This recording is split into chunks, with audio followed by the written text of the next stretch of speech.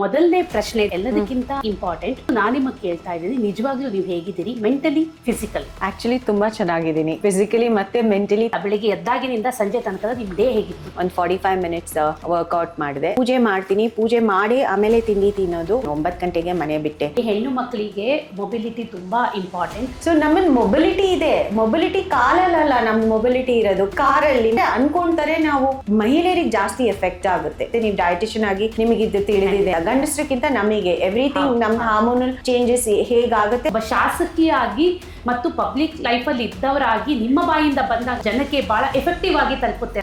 ನಿಮ್ಮ ಆಹಾರದ ಆಯ್ಕೆಗಳು ಏನು ಮತ್ತು ಇವತ್ತು ಬೆಳಿಗ್ಗೆ ಏನ್ ತಿಂದ್ರಿ? ಎಗ್ ಬುರ್ಜಿ ತಿಂದೆ, brown bread toast, ABC juice, blueberries ತಿಂದೆ. ಬ್ರೇಕ್ಫಾಸ್ಟ್ ಅಲ್ಲಿ ಒಂದು ಹಣ್ಣು ಇದ್ದೇ ಇರುತ್ತೆ. ಅನ್ನದ ಪದಾರ್ಥ ಅವಾಯ್ಡ್ ಮಾಡ್ತೀನಿ. ರಾತ್ರಿ ಸ್ವಲ್ಪ ಪ್ರೋಟೀನ್ ತಗೊಂತೀನಿ, ಚಿಕನ್, ಫಿಶ್, ಎಗ್ಸ್. ನೀವು ಕಾಫಿ ಕುಡಿಯೋರ ಟೀ ಕುಡಿಯೋರ? ನಾನು ಆಕ್ಚುಲಿ ಟೀ ಕುಡಿಯೋಳು.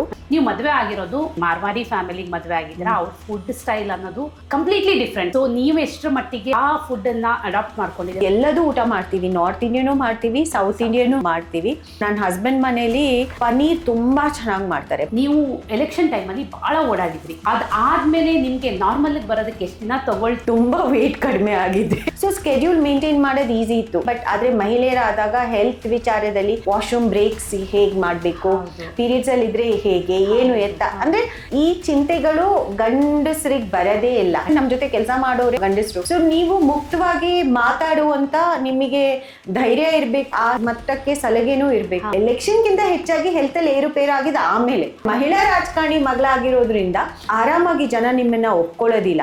ಬಟ್ ಮುಖ ಪರಿಚಯ ನಾನು ಆಗಿದ್ದು ಸ್ಪೋರ್ಟ್ಸ್ ಮೂಲಕ. I was a good athlete. ಎಲ್ಲಾದ್ರಲ್ಲೂ ನಾನು ಭಾಗವಹಿಸ್ತಾ ಇದ್ದೆ. Long jump, high jump, basketball, throwball team ಅಲ್ಲಿ ಇದ್ದೆ.